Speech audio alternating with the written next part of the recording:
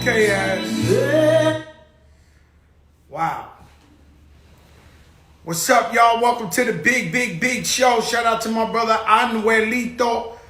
Anuel on the check-in. The Black Hebrews is on the check-in. Rich the barber. Hey, listen. Check this out, man. It's been 3 years since Hurricane Maria tore up Puerto Rico, split it in half like the Ice Age. I went out there and it looked really, really bad out there. Now, horrible, horrendous tragedy in Puerto Rico.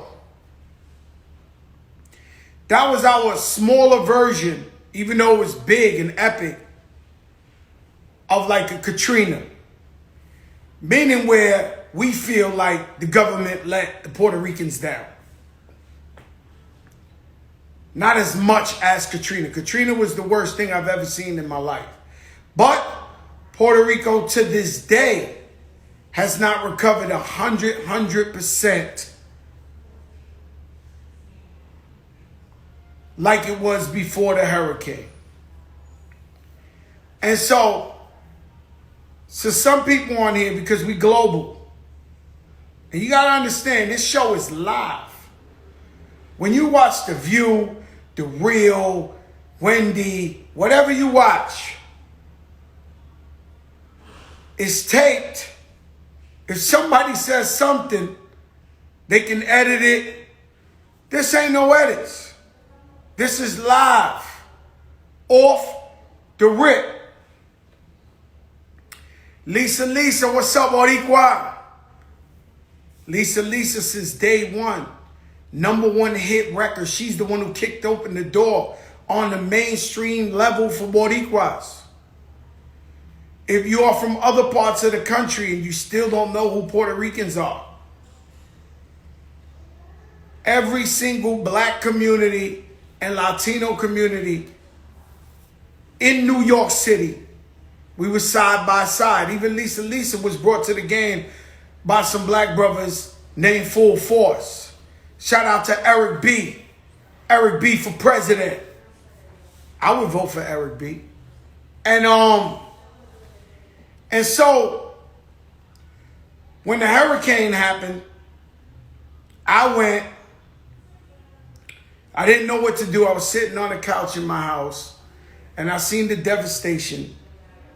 And my wife, who's Colombian, she looked at me and she said, "You better do something for your people." And so, as I'm sitting there, wondering what could I do? I'm from Forest Projects. So I get to making some calls. Shout out to Desiree Perez. Shout out to Jay-Z. Everybody at Rock Nation. So I called them up and I said, "Listen, man, I need your help." Now, I'm going to be honest with you. I called up Ruben Diaz, Bronx Borough President. I said, "Ruben, we got to do something." And Ruben said, "Joe, I've been trying to put something together with my father, all the ministers, the pastors." And he said, "But all we trying to do is like 4 containers. And I said, "Nah, we got to do even bigger than that." I said, "The 4 containers you want, I got it. I pay. All generators, I don't care. I got it. But let's try to do something bigger." So Jay-Z says, "Joe, I'll pay for a plane, a cargo plane." Now this plane it's not even just a plane, it's a jumbo jet. And I didn't think we could fill the plane. It was 250,000 pounds of food, women's hygienes, water, medicine, generators, whatever we could throw in there.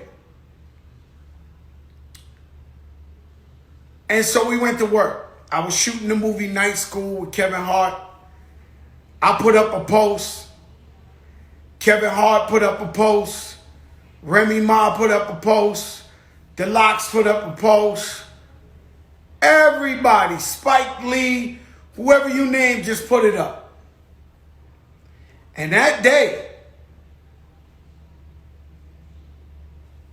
what he said? He said, yeah, that's true. People don't never talk about the crazy. It's cool. They never give it. They never. So that day, I almost cried 20 times because we said, come to Southern Boulevard, come to Jacob Javits, the strip club in Brooklyn. Everybody, the whole New York. And so what you got to understand is even my Latino brothers from the West Coast and all, they don't understand the bond between Puerto Ricans and black people, first of all. Let alone Puerto Ricans and Italians and everybody else. So we grew up as one. And so now there's this new Twitter community who they just woke up or they just young and they actually say, yo, how could Fat Joe say the N-word? How could... Unfortunately, they've been calling me the N-word since I was 1 year old. I'm not proud of it, but we've been using it as a term of endearment, only love, since I was a kid. Everybody came out like one giant gumbo. Whoever you name from New York, everybody together. And came down, and it was honestly too much food and stuff, and everybody kept coming in. I don't care. Asians, white people, Jewish people, Muslims people, everybody came down. Now the problem was we collected too much. And so we wind up filling 4 planes, which is £1 million. I see you, Ruben Diaz. And so I'm going to start there, and I'll bring the Bronx Borough president. I'm going to bring the Bronx president. You know, I'm from the Bronx. It's a big deal whenever I talk to the president of the Bronx. Ruben.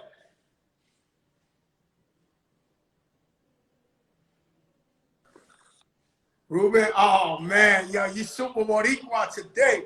Yo, Rube, you gotta stop. I can't. What's up, my brother? Yo, Ruben, first of all, let's explain to people, because this is global. What is the Bronx Borough president? What is your job? What do you do? So in the city of New York, there are 5 boroughs, as you know. And in the state of New York, you have counties. So each borough is also a county. For instance, the Manhattan, people know Manhattan, but that's known as New York County. Brooklyn is known as Kings County. Queens is Queens County. Staten Island or Shaolin is known as Richmond County. And you have the Bronx County. So it's like being the county executive of the borough. You know, you work with the mayor, you the executive. It's like you only one person represents the entire borough in this or the entire county. Outside of New York City, there are executives. In the city of New York, we are called borough presidents. We appoint people to the community boards. We appoint people to different things like the New York City pension system. We work with the mayor. Okay, Ruben, you get technical. So you represent the whole Bronx. You call shots. The whole Bronx. That's correct. What does the Bronx mean to you, being the birthplace of hip-hop music? The Bronx is the Mecca. The Bronx is the center of the world. I call the Bronx God's country. And I say that because we've been through a lot, but we've shown resiliency and we've shown faith, and we've gotten through some of the worst times that any other place in the planet has been able to see. And we're not perfect, but we've come a long way. So to me, being the borough president and being born and raised in the Bronx is a blessing, is the best job in the planet. Okay, so I call you and I tell you, by the way, I met Ruben Diaz. He's a politician. I was driving through my old projects like 10 o'clock at night, and I almost literally ran him over. I was in the Benz. Facts. And even though I was famous and I had money, my mother and father would not move out the projects. Yeah. And they just wouldn't. They would like, yo, they play their numbers, they hang out in front of the building. They was not moving out of Forest, right? Shout out 1,000. And so I came from seeing them. I almost run you over and you look and you go, oh shit, Fat Joe. And then you tell me you was assemblyman at that time? That's correct. So you looked in, you said, yo, I'm assembling Ruben Diaz. And I said, yo, I've never seen politicians in the projects at 10 o'clock at night. And you was like, yo, I was just talking to some old people. I was giving a speech. And I said, man, this is my guy. And since that day, we've been friends for, I guess, 20 years, right? That was 1997, Joe. More than 20 years. Jesus Christ, we getting old, Ruben, but let's not go there. Yo, real. So I love Ruben so much. I play Santa Claus at his festivals for him and his father. And so, Ruben, I call you up and I say, Ruben, and you said, Joe, damn, thanks for calling. I'm trying to fill up 4 containers and send them to Puerto Rico. Right. And I tell you, yo, I got a bigger plan. Jay-Z said we got to fill up a plane. So let me explain to your viewers real quick. Give me a couple of minutes here because they need to understand how divine this is. And by the way, this is no bullshit. Fat Joe is always calling me to do something for the kids and the people of the Bronx. But what I want to explain is this. People need to realize that me and the clergy organization and others, we do this all the time. But because I'm the borough president, I have to be careful about how you raise money out in the streets. So the clergy organization, my father called me the night before and they're like, okay, we want to do something for Puerto Rico, but we need to collect money in the street and we want you involved. I said, I can't do that.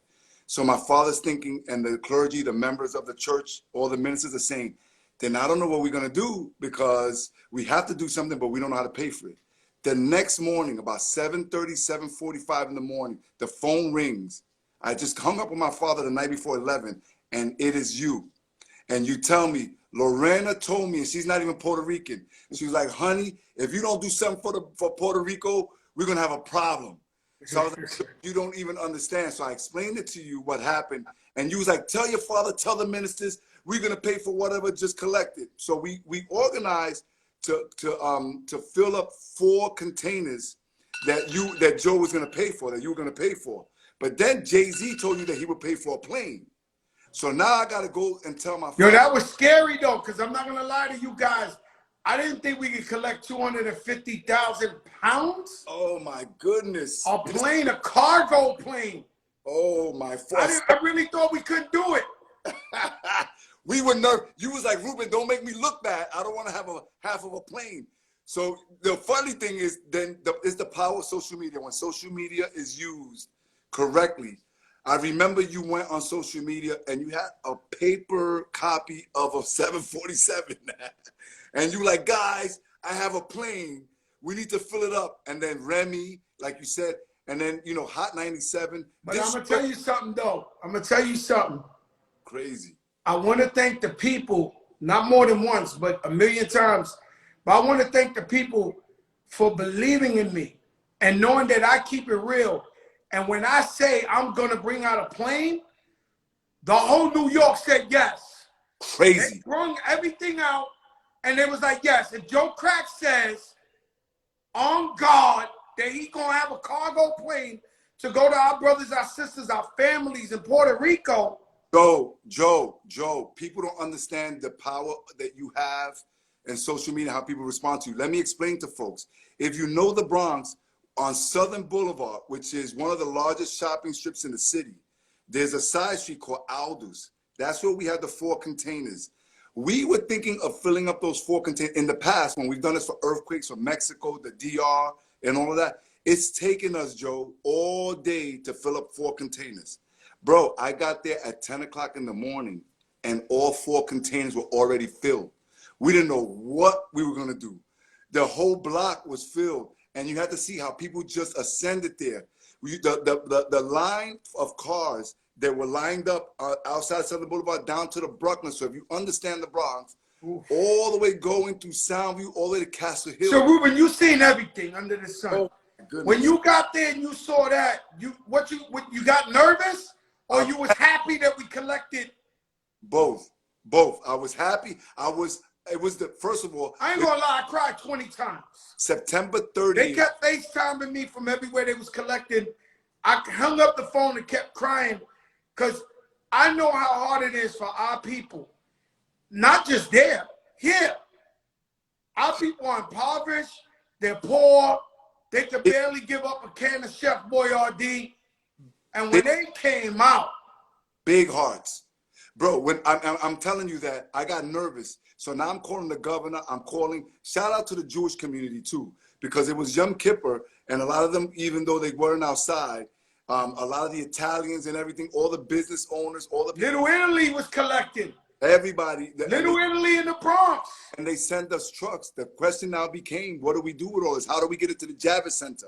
Remember that we had to send everything to the Javits Center? Shout out to the hut. Yep. His crew had the tow trucks and anything nobody could bring down there, they was bringing down. The National Guard came out and twice. They had like, one time they came with 17 trucks. The next morning, bro, we had to leave things out in the street and have the state troopers guard everything that was there because we didn't have anything else. The next morning I had to get out there 7 o'clock in the morning, 24 National Guard trucks. Yo, if anybody doesn't believe us, go on YouTube and just look at, and you'll find it. It was just the most proudest day of my life as a Puerto Rican and the proudest day of me being the borough president. You know, I got a brother, he's locked up, my best friend. He's doing life.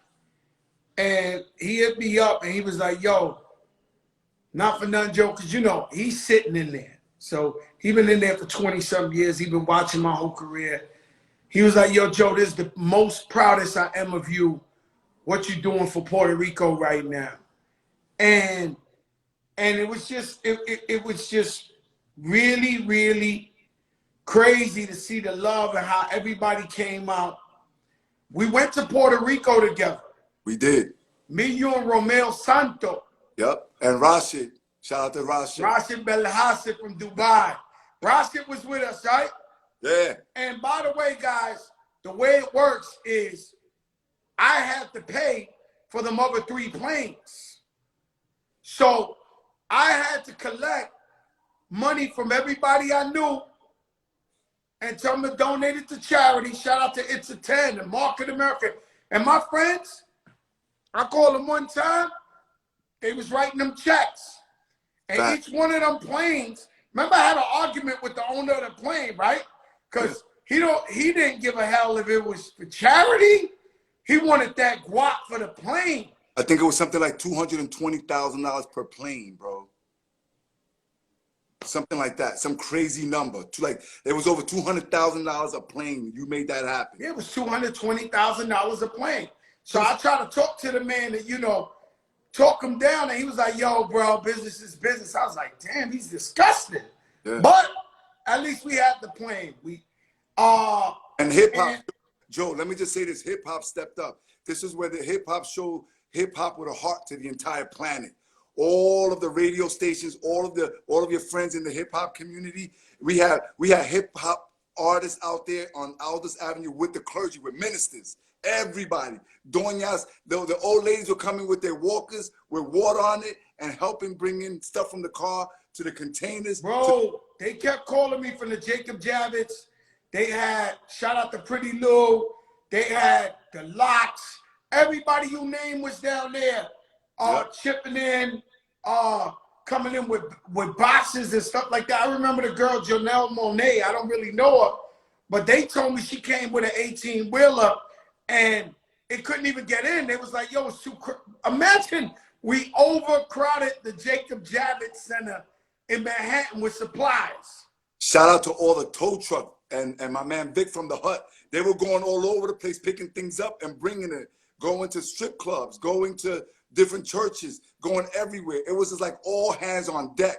That was so beautiful. Imagine the power if we were able to channel that to other things. It was just amazing, Joe. You made It it showed that the people could come together no matter how big, from the smallest to the most affluent, could come together.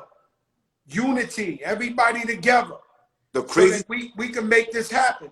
So the crazy thing is that day was when we did it. It was 10 days after the hurricane. So a lot of people hadn't heard from their families or anything. So not only did they come out to support and to give water and things like that, but people wanted to be together. There was dancing, there was tears, there was singing. Oh man, it gives me goosebumps, man, just talking about it. And so we went to Puerto Rico. We land, still no power, still no nothing going on. Facts. We went there to see the plane, the first plane arrive, and we seen it. We met your family at the airport. Joe, we got to keep it 100. You know your show's real. Let's keep it 100 here. Can I keep it a buck? Can I keep it a buck? Keep it a buck. This is why I love you, and there's nothing you can freaking do about it. You hear me? What people need to know is that Joe, so my family and others, there was no water on the ground. What do I mean by that? When my cousins and everything. No water. Not one water, Joe. Not a cup of water, not a glass of water. So imagine a country in 10 days, nobody saw a water. So they were like drinking a water. Like you really have to understand that. They were drinking hot beer. They were drinking hot soda. They were drinking hot juice. No water. No water. And my family didn't have water. Now, when we got landed there, what we thought should have happened was that at least let us give off the plane people, including my family, some water. They wouldn't let us reach the plane because they had to go through paperwork. They had a bunch of water for me, Joe, and I'm talking now to the viewers, me, Joe, and Romeo, and we just gave my family the water. Joe, you went out there. I went with you to your family. You hooked up my family. You gave my family not only water, you found the water. We keeping it a buck. Joe, let's just say, guys, Fat Joe has connections on the ground in Puerto Rico, and it's not the government. Okay? I gotta get Joe, you Joe, you hear me? Joe found. Yeah, but Rube, that was really, really hard. Like, so I went the normal route, and we couldn't find water. Yo, we couldn't find water. It's too tall. And so I went over there with like a duffel bag full of money. Yes. All right, guys. I've been telling. And then we also took and you put food and some orders for my family. But when I got to my family's house, but hold up. So when I get in the ground, I went to a lawyer I knew. The lawyer was like, "Gordo, no hay agua." I said, "What do you mean?" They said, "There is no water out here. There's nothing you could do." I said, "What do you mean? Like, there's no, who got it?" They was like, "Nobody got it." So then I went to the streets. And I opened that duffel bag, and I saw the people from the streets. Find me the water. Give me the water. You just see. I gave them some shit like this and said, boom. They was like, "Gordo, no tanto." I was like, "No, I got to get my family some water." Thanks. And it took maybe a day or two, but they definitely delivered the water. And to my family, and to others. And to your family, and to Slow's, all my people's family, I made sure they got that water.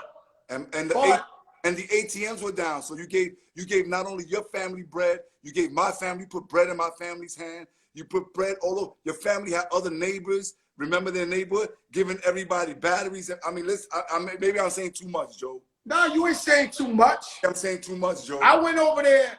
I went over there because I knew it was in devastation. I got the power, but don't really got the power. So I know money talks. So I was just giving money out. know what I'm saying? I was just like pulling out money, and then one of my best friends, his family was over there, and he says, yo, Joe, can you take my family some? I said, no problem. So his family was waiting at my family's house. Mm-hmm. So after I gave them a couple of bags of food and everything, I went in the bag with them, and I pulled out a big, I'm talking about real shit, like a big mountain of money.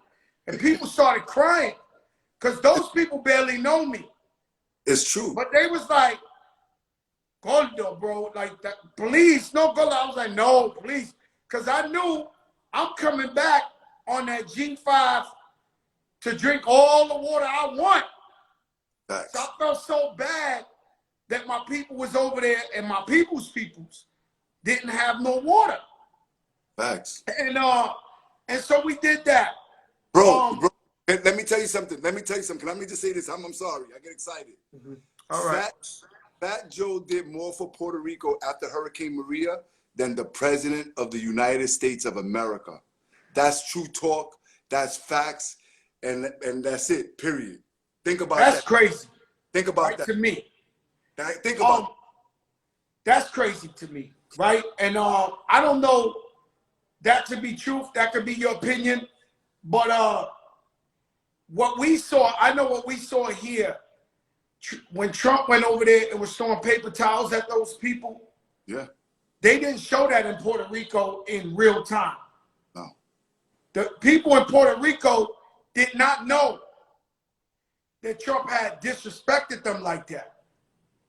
They had no electricity, no television, no cell phones, no nothing. They had nothing. They had nothing. And so I'm gonna get on with Crazy Legs in 1 second, because Crazy Legs did a lot for Puerto Rico as well. And I just want to talk to him about hip hop history with Puerto Ricans and blacks and nobody. For you who don't know who Crazy Leg is, he's Rocksteady Crew. He's a living legend. There's statues of him in hip hop. He's one of the founders, like pioneers of hip hop. I love you, Ruben. Thank you so much, man. Crazy Legs, you're a giant over there in Puerto Rico, Legs. We love you, Joe. See you soon. I love you, Ruben. Stay up. Que viva Puerto Rico. Ay, ay, ay. Ruben Diaz. Papito. Yo, so listen, I'm trying to give you, because it's been 3 years anniversary, I'm also trying to give you a lesson. Those of you who ain't from New York, to understand how the Puerto Ricans and the black people come up together side by side. So you could just, because you could figure it out. You might be from Arizona and you watch Fat Joe and you trying to figure out why it's so similar cultures. Crazy. What up? What up? What up? What up? What do we say professionally? Founder of Rocksteady? I'm not. There was two other brothers by the name of Jimmy D and Jimmy Lee who are like two notorious stick-up kids from the Bronx back in the 70s. They actually started Rocksteady Crew. Two bank robbers started the Terror Squad, but yeah. Retired, and then we went into graffiti. Okay, Gizmo and Cosmo. Yeah, so yeah, it was passed on to me in '81, man. I was doing a good job with my chapter, and they were like, "Yo, keep it alive," and we're like 40-something years later, and we're still doing it. So, the one brother, Jimmy D, was black and Puerto Rican. He ended up joining the Navy, did like 25 whatever years. And then Jimmy Lee has like a little extended vacation right now since '83. So Crazy Legs. It's something new. If you're from New York, you know that blacks and Latinos grew up in the same community. They think the same, they're under the same oppression, they love each other. But I've been looking at the little Twitter guys now, and now they come now and they think that this is their culture, strictly whoever they are. Yo, my Fat Joe is biting my culture. Why is Latinos enjoying our culture? But you know what? They're not even from, like, they're outsiders and will never. It's cool. Understand. That's not, because hip hop is so global and you've championed that. So I don't want to just say they're not from New York. They're not from the Bronx. I'm only saying, like, from the perspective of understanding, they're outsiders when it comes to, like, within our geography, Black and Latino, we rock with each other, no problem. Like, if you go to Patterson, you go to Mitchell, you go to Bronx River, you're going to see Blacks and Puerto Ricans in the projects till this day. So those are the places. So I want to say, and I say it, right? All the time, wherever I go, if you look at the first picture of a hip hop jam, it's half Latino, half Black. Am I correct? Or oh shit. Bro, here's the thing. Imagine this. Every photo that documents history's early days was taken mostly by one person, Joe Conzo. Imagine if you removed every photo by Joe Conzo of hip hop's early beginnings. How would you even tell the story without that Puerto Rican brother taking photos back then? You know how many people would be missing from the story? Then you got a brother named Tape Master. Tape Master was the original rap industry of the hood. He would make these tapes, and we would go to this place called Rhythm Den on East Tremont because we heard Cold Crush was performing, Furious 5 was performing, but there were no records yet. So we would wait till Monday, go to Rhythm Den, be like, yo, you got that Cold Crush tape, you got Funky 4, whatever. And that was a Puerto Rican cat that created the first recorded industry for hip hop. Wow. Yeah, absolute first, Tape Master. Okay, so now you got the first photographer was Puerto Rican. The first, now the breakdancers were predominantly, wasn't all Spanish, No, but it was predominantly Latino. it became predominantly Puerto Rican because by the time 1979 came around, a lot of brothers were like, yo, why you still dirtying yourself on the floor? And it's been like, dudes were getting older. I get it. I was a shorty, you know? So, but I was still hungry. And then me being Puerto Rican, I hung out with a lot of Puerto Ricans. I used to be over there on the 3rd, 183rd and Katona. That's where I came up. That's, you know, I was around like the Chingalings, the Savage Nomads, Who was the first? Falcons. I know the answer, but who was the first besides yourself? Because the elements of hip hop is breakdancing, is DJing, and MCing, and graffiti. Yeah. Graffiti was also something that was predominantly Latino too. Yeah. Oh, I'm gonna fucking head up right now. Check this out. So the first person to win a Grammy within hip hop was DST. DST, he did the scratching on Rocket by Herbie Hancock. Mm-hmm. DST recently found out that all his family's from Ponce. Mm-hmm. So that means that the first person to win a Grammy in hip hop is also Puerto Rican. Mm-hmm. So wow. And he's an original B-boy.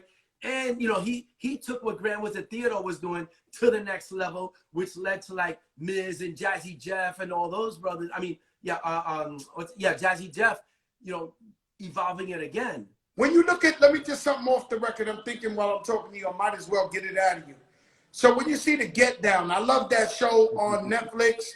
Is there any accuracy to the Get Down? I would say aesthetic, the continuity is off because they use a lot of 80s clothing for 70s scenes. And if you lived in the 70s, and then, like some of the things like, and I know some of the inside scoop because some of the cast, like, yo, we didn't have lineups in the 70s. And dudes in the cast are like, yo, I need a lineup because my fans, you know, it's like, you know, and so they had a lot of crazy shit going on set where it's like, yo, this is a timepiece. You're an actor. You're here to represent a period. Does it upset you to be a founder of hip hop? So we all know the culprits, Charlie Chase. Yeah. One of the biggest Puerto Rican DJs, but his whole crew was black. So this is what I'm trying to say. Lisa Lisa's on here. Full Force discovered her. They all black. She's and she had our first Latina queen from the hood. Ever. At least for us. And so does it bother you sometimes when you see these comments and people who really just don't know the truth about hip hop and how it was created, this art form? I think all right, so it doesn't bother me because I have an opportunity right now We're working on a Rocksteady Crew documentary, a feature documentary with a major budget, and that is going to allow us to, like, for me, it's about Rocksteady Crew, but to me, it's also like the Rocksteady Crew is representative of a lot of Latino stories. You know, from stick-up kids to people who wanted to get on stage, to b-boys, to writers. So that has to represent. I saw your man. I'm gonna tell you a crazy story. I seen your man. I don't say his name. I think he's in the feds forever. But I seen him get shot at what they used to call that, herpes triangle, over here by Parkchester. What's the shit? Yeah. Riddlers and PCs. Yeah, I'm gonna tell you, I didn't know him, right? But Yeah. he got shot in his stomach. Now I remember. And I was out there just going to the club. Yeah. And he sat there, man, shot in his stomach, wait for the ambulance. I didn't see no face. No fear, no cries, no scream. He was cold-blooded, bro. Yeah. He sat right there, and I watched him. And he just shot in his stomach, and he was like... He was a beast, man. Whew. Yeah, definitely. He's one of them legendary cats from the Bronx, like Chicky and whoever. You know, they were all the same, you know, Caliber. status. Yeah. And so you go... so Charlie Chase, the first Latino MC, who was it? I say Ruby D. Is that a fact? I think it was probably and I could be wrong because I'm not as old as these dudes. I would say closer to someone like Whip a Whip. Whippy Whip. Because Whip a Whip was, well, the original Salt and Pepper MCs were Whip a Whip and Dada Rock before they became Dada Rock, get in the pop. Yeah. So before they came that be part of Fantastic Five, they were even down with Charlie Chase before that. Ruben Diaz says Whippy Whip was his cousin. Let me tell you something. Let me explain something to everybody out there. Everybody who loves hip hop, who sees where it goes, this and this and that. Like I say, I wasn't born in the Bronx where hip hop was discovered because so many different places. Like I was born where hip hop was discovered. So let me give you my shout out to Mr. Ness, who rocks the best from the Grandmaster Furious 5. Yeah. He lived right next door to my grandmother. Yeah. Right? Now, I would see Ruby D, who's fantastic romantic. Yeah. Him, and it's crazy, because I'm gonna give you a bombshell, but I never said this before, ever. And this is a moment, guys. No.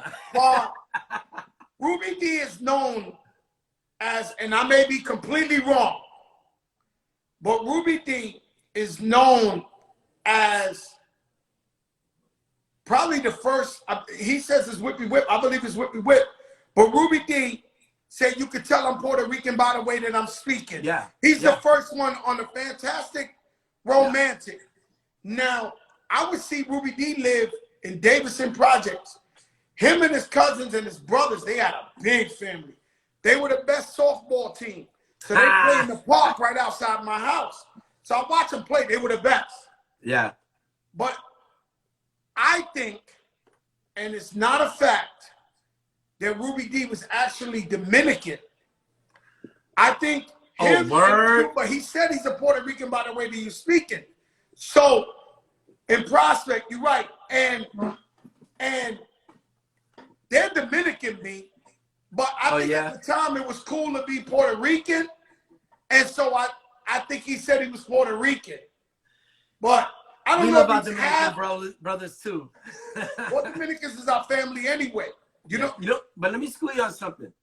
The first presentation of hip hop culture. Now you had people who had albums. Curtis Blow, Furious 5, Super. Hey, Ruby D said what Ruben says. No, he's my father's nephew. So Ruby D's Puerto Rican. I may be wrong. I always thought they was Dominican. Okay. Yeah, so check this out. Diaz knows. The first presentation that we did this place called the Kitchen Center for Performing Arts in what is now called Soho.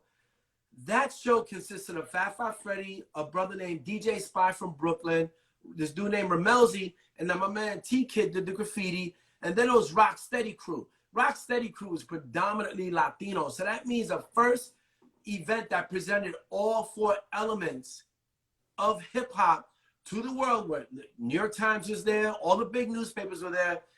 Predominantly Puerto Ricans were in that show. Puerto Rican, Dominican, and Cuban, actually. So it was that first show was mostly Latinos. So you know, my brother was a crate boy for Grandmaster Flash. I want to be Charlie Chase's crate boy. I was a Charlie Chase stalker. I used to roll up to his window because he lived on the first floor. Now, Charlie Chase, guys, was big time. Tell them who Charlie Chase was. Charlie Chase was probably... Charlie Chase was the biggest. Him and Tito from the Fearless. Tito was big, too. Charlie Chase was one of the most reliable DJs for an MC to rap over because Charlie Chase was always on beat. But his crew... Yeah. Now, Cold Crush Brothers, but he had a crew before Cold Crush Brothers. Ooh. So, yeah, so there's a whole bunch of shit, man. There's so much history. I mean, I know a lot, but at the end of the day, the way I see it is like, yo, like Wiggles says, Mr. Wiggles always says, blacks, Puerto Ricans like birds to a feather. And that's what it always has been for me. I don't think we ever gave a fuck about this is my black friend or whatever. That's some bullshit right there. We didn't grow up like that. Yo, that's my dude right there, whatever. And that's about it. Mm-hmm. You know? For people who don't know, the first giant-ass flag to be raised up in the Bronx was the Puerto Rican flag. Wow. Yo, from back in, what year was that? Oh, man. Hold up, keep the picture up. Keep the picture up. Yeah, this is a photo how we grew up. They don't believe me when I say the Bronx was abandoned. This like is a photo by Joe Conzo. So those places are places that we learned how to break. That's where dudes used to turn on buildings into clubhouses, have makeout sessions with girls, whatever. Steal pipes to go sell it in a scrapyard because we were poor. But it was listen. So they went in there. They made movies. Yep. Beat Street. Wild Style. Oh yeah. Beat Street. Wild Style. Star Wars, the documentary. Star Wars was the big deal. Yeah. And what was it like for y'all creating this art form and these white people coming in there talking about, I want to document you guys, or I want to shoot a movie? Were you receptive to them? Or yeah, we were, because shit, we got like free meals. Yo, we was hungry. Yo, we were on welfare, getting evicted all the time. People always ask me, like, where you from? Like, come on, man. You know how many times we got evicted? Like, I was all over the Bronx, man. From Boynton to Montgomery, you know, to Castle Hill, wherever. It's to the Concourse. It's just what it was. We were poor, domestic violence, child abuse, dysfunctionality, all that shit. But we had hip hop. Your legs. Now let me tell them what I tell you, so people could understand. When hip hop was created, they would do these things called block parties or jams or whatever.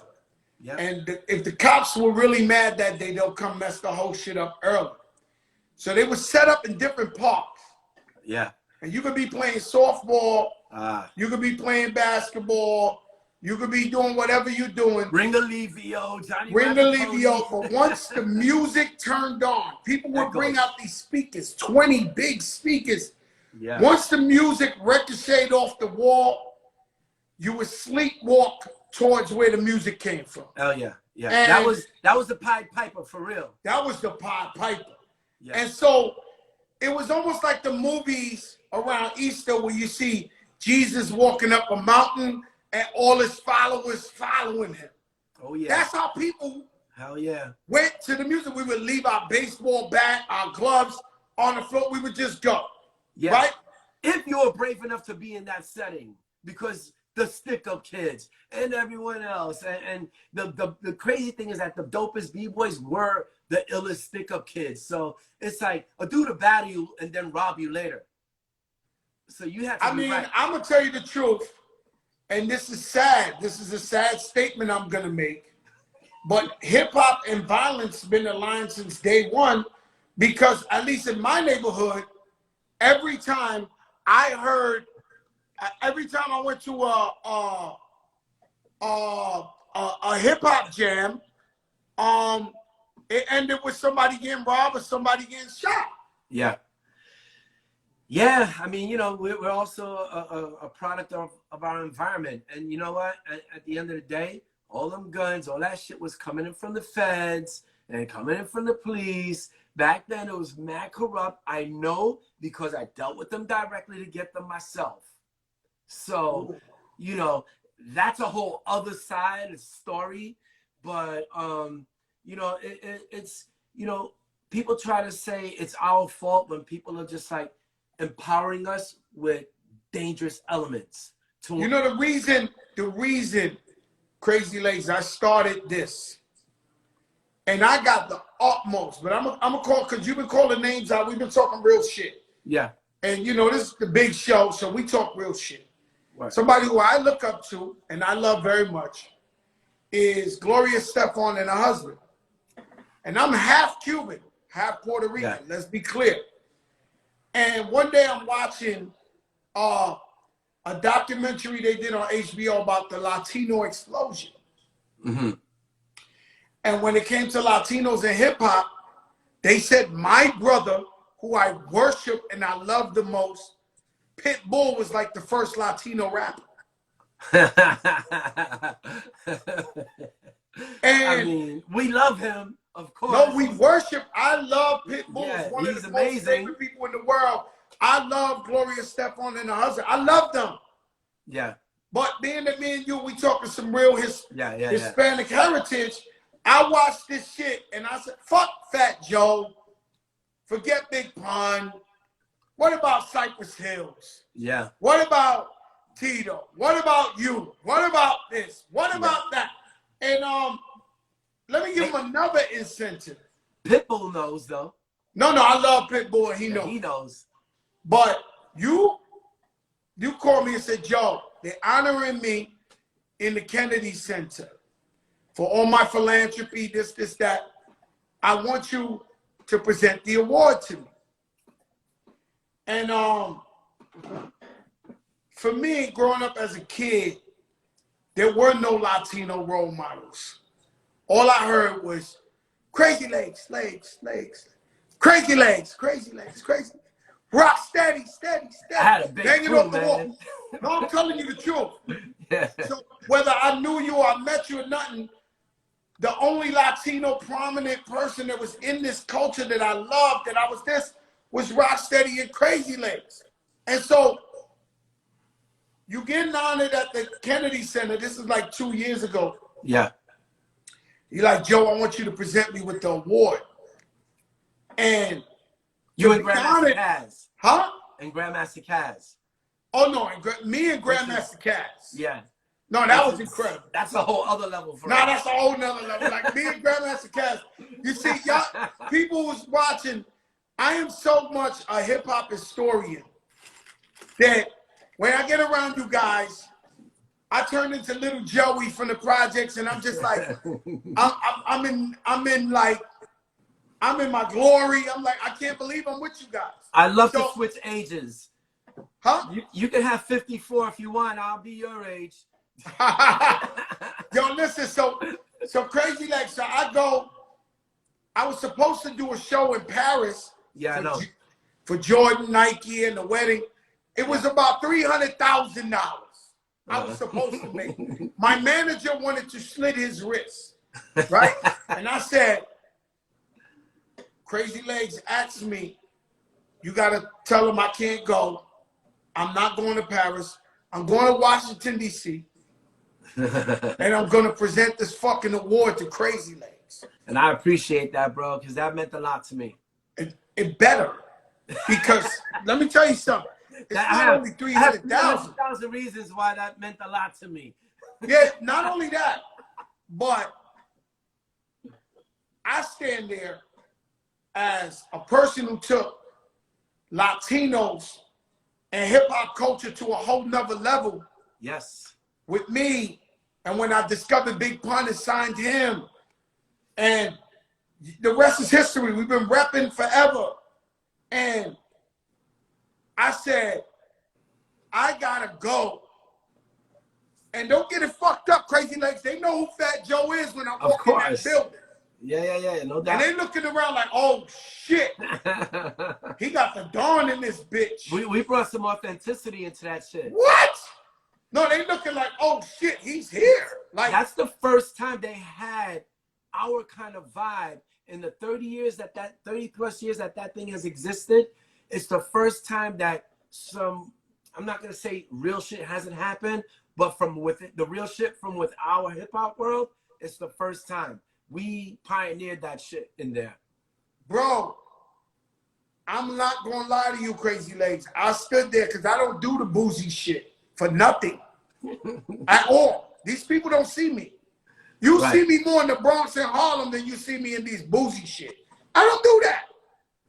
I don't so like when it I either. go up in there, they looking like, oh my God, like the Puerto Rican Snoop Dogg is here. Like, and they're like, so everybody trying to take a picture. This is pre-COVID. Everybody. Yeah. So boom, so when I get up there, I make sure I present the award to you so grand. Because I want them to know, yo, listen, guys, I'm not here to hang out with you guys. Like, I'm here for Crazy Legs. Yeah. Who opened the doors for all of us, who pioneered hip hop. And what's crazy is we're talking about 3 years since Hurricane Maria. And your work has not stopped. Tell us what you did in Puerto Rico for Hurricane Maria and continue to do. Yeah. So before I forget, these names I'm gonna tell you right now are key people who, because I didn't do that shit by myself. No, none of us did it by ourselves. So I'm gonna shout out Tony Touch, Louis Vega, DJ Nuff, Puerto Rico Rob, Jibo the Pro, Maria Isa, Immortal Technique, and my cousin Michelle Stewart. And most of all, when that hurricane hit, and I was in Holland, I was on tour, and I'm at my desk, I'm in my room, and I'm like, I don't know what to do, and I'm crying, bro. Crying my heart out because I knew there was gonna be devastation. And I reached out to Red Bull. I said, I don't have anywhere to go. I don't know who to call. Can you help me help my people? They spent hundreds of thousands of dollars on sending me back and forth on G7s. They helped me to connect with a company called Ways for Water that enabled us to, like that water situation you were talking about with Ruben, we enable 200,000 people in Puerto Rico to create their own clean water, and also make sure that hold up. Hold up. You're going fast, right, Crazy Legs? This is like saying, when they say the saying in the Bible that you could teach somebody to fish, instead of giving them a fish, you teach them to fish. Right. They could feed a village or whatever. Right. So you wasn't just giving them waters. Like we were sending waters. You was giving them water filtration systems, so they can have water forever. Each water system lasts 1 million gallons, serves a family of 5 for 20 years. So even the next disaster, they're ready. You know, we gave solar lights, we saved farms, we gave money to an educational program at the Boys and Girls Club. Wow, we did so much. We rebuilt roofs with Ramon Rodriguez with his 100 Roofs program that he was doing out there. And you know, that went back and forth. And it's crazy. I believe you hooked me up with the guy. So what y'all got to understand, there was no light. There was no medicine. There was no water. There was no nothing. I could not believe when I went over there that there was no fucking water. It was so horrible. You needed a satellite phone to communicate. That. And my aunt was stuck in Ponce, and my uncle was really, really ill. Who's the guy you know at the airport? I'm not gonna say his name because all right. I'll tell you why. The reason why is because, you know, we helped 3 planes to land in Puerto Rico legally under the radar.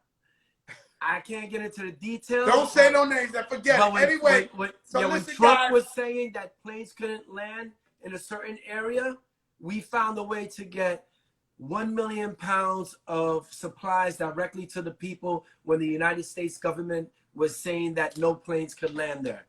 So, yeah. and I so, just don't want guys, people to change the laws. my aunt is stuck there. My aunt actually is my Cuban aunt. She lives in Ponce. She's been living there for 20 years. So my family called me and they said, listen, Elita's stuck. Get her out.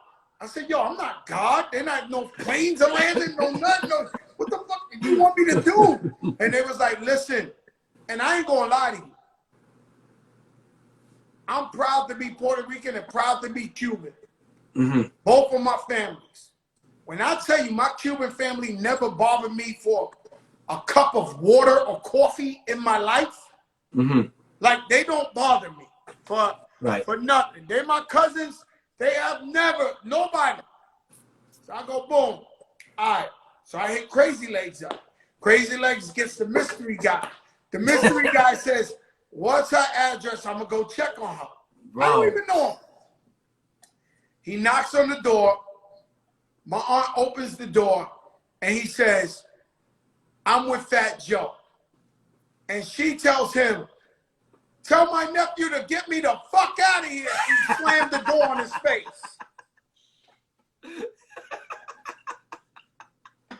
And so your guy came back the next day, knocked on the door and said, hi, you remember me? I'm with Fat Joe. Bring your stuff. We got a plan for you to get out of here. And so she lives in the Lower East Side as well. So thank you for helping my aunt get out safe. Yeah, no doubt, man. Yeah, man. Hey, and it was that type of shit. Yeah. It was really that type of shit. And Puerto Rico, you have been committed. Let me ask you a question. Since this hurricane, yeah, because in 9/11, God bless.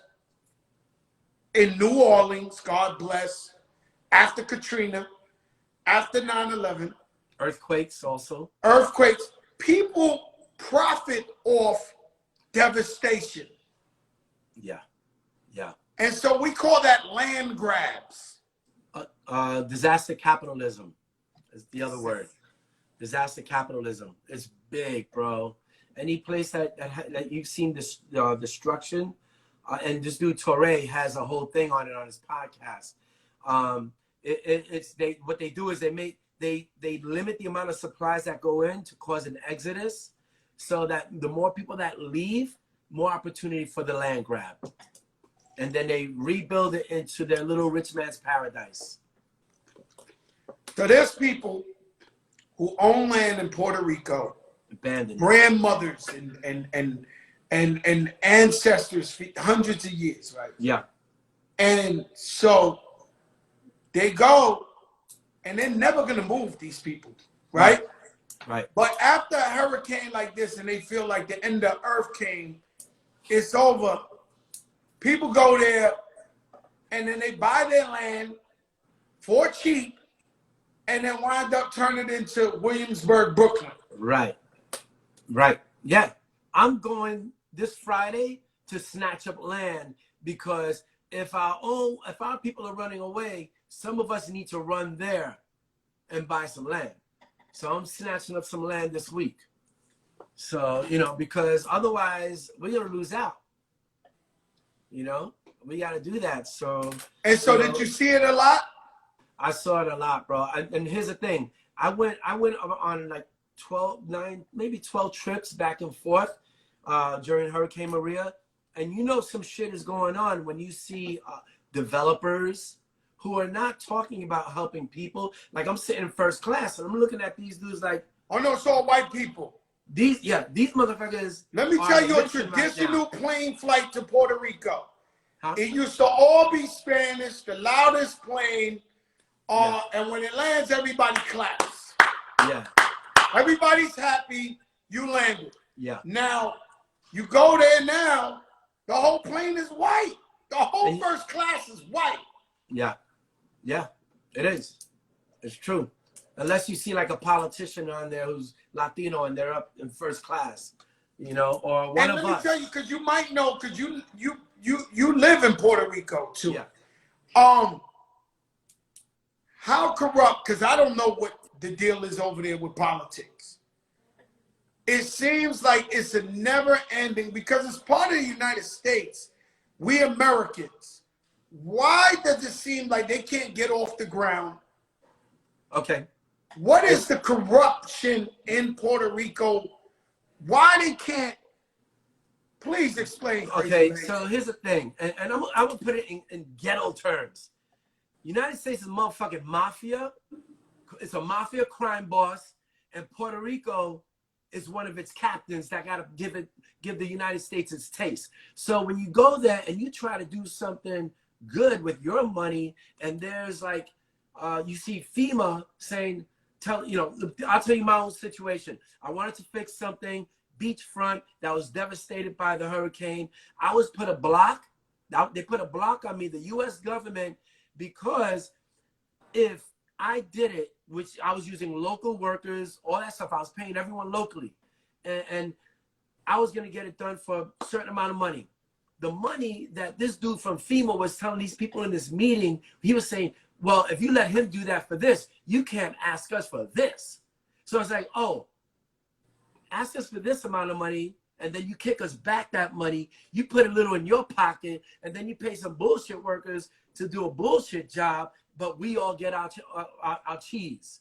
And that shit is happening all over the island, because I know other actors who, I don't want to throw their names out there, but who offered to do shit and fix shit, and they got blocked because they wanted to get the money from the U.S. government so that they could pocket some shit and pay a bullshit amount of money to some local workers for a bullshit job. So there's a lot of that going on. And the crazy thing is, we got to navigate through that shit, because even what I'm saying right now, if the wrong person hears me talking reckless like this, I do business down there. They might put a little block on me. But at the end of the day, I get it, Legs. So we good from there. But I never understood the politics of Puerto Rico. And everyone is conveniently Republican and Democrat until they like something that the other side has. I don't believe there's any true Democrats or Republicans there, because it's all out of convenience. They go where the money's at. Yes. And a lot of people are related to each other, so you got to be careful with whose toes you step on, because. And you say Donald Trump. Yeah. You say Donald Trump. He's from New York. A lot of Puerto Ricans been poor. A lot of them been on welfare, like we just said. Yeah. And I believe that his opinion of Puerto Ricans are that they ain't shit. They cockroaches. And he tried to sell the island. He even tried to sell the island after that. Yeah. How are you going to sell Puerto Rico to how you can just sell Puerto Rico? To Greenland. He wanted to sell it to Greenland. You know? And then you got a bunch of Puerto Ricans that still want to vote for Donald Trump when he's over here ready to rip their whole culture apart and give Puerto Rico to Greenland. Now, let me tell you something. What's crazy is the man, he looks at us like beneath. That's why I believe he didn't help us. Bro, he's one of them. He's one of them. Like, if he was a drug dealer, he'd be one of the slimy ones. He'd be one of the ones that no other drug dealer likes. Oh, wow. Like, anyone who, to me, the way I see it is like, as soon as I saw him, I'm like, oh, this motherfucker's dirty. He's dirty. He don't give a fuck. And he's also the same dude that would probably never get into a fight fist to fist as an adult or a kid, you know? So he's one of them soft dudes who figured out a clever way to navigate. How to hide behind 350 security. Yeah. Yeah, exactly. I know these type of guys. Yeah. He's straight pussy. Yo, I'm sorry, but that's you know he dodged the draft. I'm sure Yeah, I wouldn't come on, want to man. go either, but he dodged it. I'm sure he wasn't like Muhammad Ali who said, "No, I don't got no beef with them. They look Check this- just like me." He wasn't Check it doing out. that. He was like, "Yo, get me the fuck out this war." Like, Yeah, check this out. So when I first got to Puerto Rico, after the hurricane, on my property, Homeland Security was there, and I'm like, "Yo, why you guys? What's up? Like, what's going on here?" And they're like, "Oh, we're looking for a high value target that we have to extract from this area." And I'm like, "Wait a second, but they said military had no way to get to this side of the island. How did you get here?" And then two dudes, they're like, "Ain't you crazy legs?" Because those dudes I grew up on hip hop. But they were telling me these dudes. yo, Legs, let me ask you something. I have a problem with Puerto Ricans who just wake up and because they're born in Puerto Rico, they're Latino, but they're American. And they see other Latinos having their kids snatched at the border, put in fucking cages. They see all the fucked up shit happening to everybody else, but they feel because we're American, Yeah. we're better than and we're more privileged. They think they're untouchable. That's what they think it is until it's our turn. Look, Japanese lived here in the United States until there was a problem with Japan, and then they all went into concentration camps in the 40s. We're just a problem that they're eventually gonna get to if shit doesn't get right. But their problem is that they don't like the browning of American, and they don't like white girls getting with dark people because it's changing the whole situation, and they're scared of that. And honestly, if it were one brown world, we'd probably be happier. Then we gotta get rid of classism. It's shit crazy, man. Yeah, and man. it's so important that everyone, if you want to feel like you proud because you Puerto Rican and you American, take your ass and vote. Take a plane flight to Orlando or New York and vote. Yep.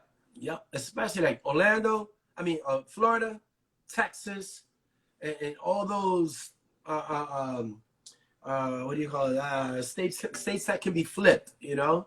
So everyone needs to get out there. I know a lot of people who. This is what I don't like. A lot of people out there, "Oh, yo, man, the system don't work, whatever, blah, blah, blah. I don't vote, or I move to another country." Yo, Like, bro, let me tell you something. These two Cuban guys were in a store talking about Trump.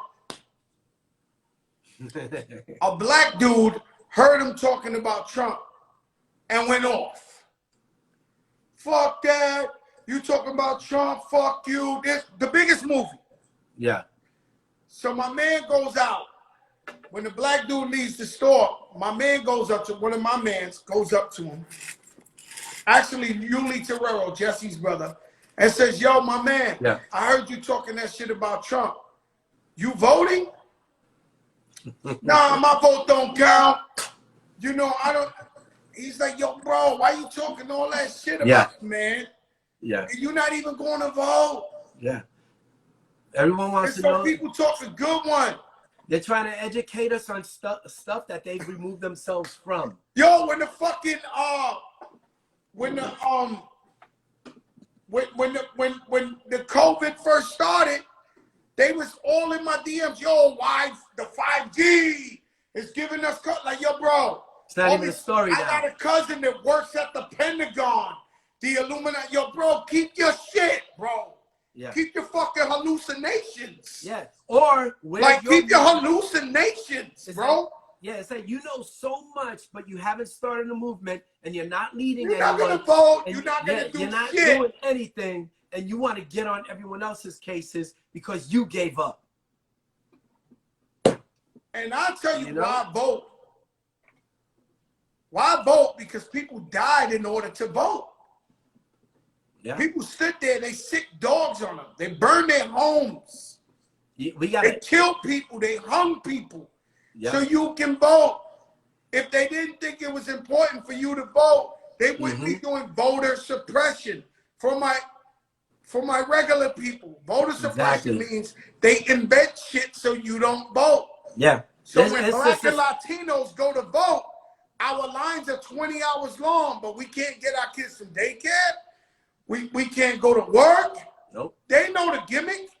So they make it so that you don't want to go vote. You stay in line for an hour or two, and you're like, fuck it, I'm out.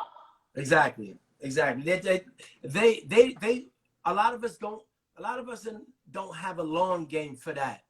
And a lot of people don't understand. Yo, your long game as a person who cares about making change, that shit got to be on point right now. If you're just looking for that short satisfaction, it ain't going to work.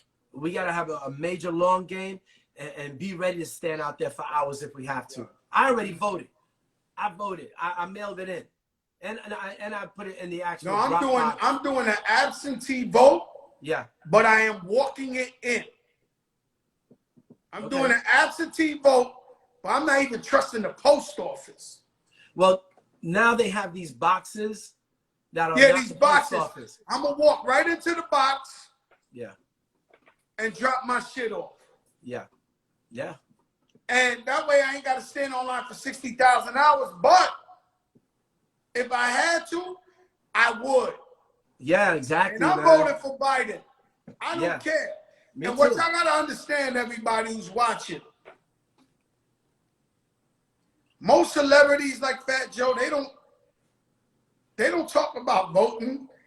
They don't talk about, because I got Republican fans. I probably lost them since I started this show because they're like, holy shit, we thought Fat Joe was fans, us. Family members, all kinds of shit. All type of shit. Bro. Friends that are mad at me. Yeah. But I'm going to say what I got to say. Yeah. Yeah. And you know, we've never experienced this kind of thing where we've gotten so divided over one president until now. Because look, did I like Bush? No. Did I like the other Bush? No. Whatever. But I never felt like, yo, that dude could fall off the earth and I don't care. You know, because he doesn't stand care back about and us. stand by. He doesn't. Yeah, yo, this man won't denounce white supremacy. Bro. He said, "Good old boy, stand back, and stand by." Look, I used to get and my, this shit. Let me tell you something. We have social media. Yeah. We have the freedom to speak, freedom of speech. These are all things that are amazing in America. Yeah. If we did not have this, listen to me, and I'm going to end this with you. We did not have this. Mm-hmm. First of all, there's propaganda by both sides, the Democrats and the Republicans. I never saw that before, but with all this time, they both moving this shit. It's dirty. You don't know what the fuck to believe. It's dirty. I'm going to be honest with you. Yeah, it's dirty. There is fake news out there. Yeah. It both vice versa. Right? Now, propaganda means fake shit to brainwash us to think a certain way. Now, we watching people, 200,000 people die of COVID. We in the house. If we come out, we got the mask, the sanitizer, we this. Superman catches corona.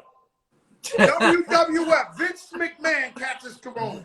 I prayed for him and his family because I don't wish nobody wrong. The man beat corona in 3 days. Nah. There's some dumb fucks in the middle of nowhere thinking that Captain Superman beat corona. He's the second coming. Then he comes with a suntan when he beats corona. He got a suntan. Yeah. So I didn't believe that for a second. Well, I don't know if he had it or not. At this point, I don't believe it. I did. Not at all. But I don't around and I go, but listen to what my point is. The man, we watching people dying. The man beats it in 3 days. He's back home with a spray tan talking about, yo, corona ain't really that bad.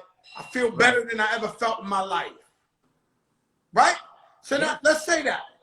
All right, we saw it.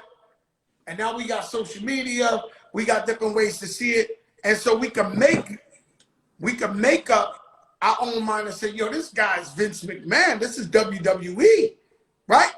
But imagine now if this thing that just happened was 50 years ago or 60 years ago. And no, they didn't have social media. He'd be Christopher Columbus. He would have discovered America. Yeah. He would be Mr. Suntan in 3 days. Yeah. Yeah. We're not going for that shit 2020. It's like my man, I forgot who, one of my friends was telling me, is like, everything is real time. Ain't nobody falling for it right now.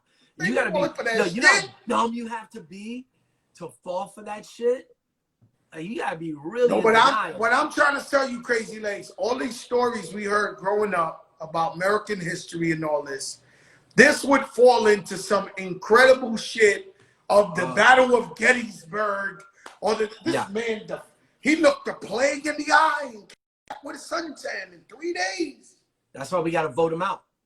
We gotta vote him out. That's it.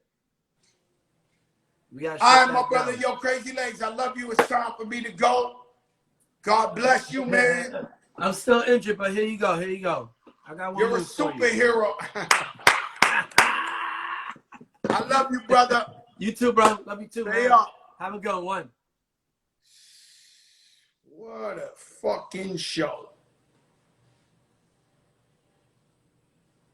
Unbelievable.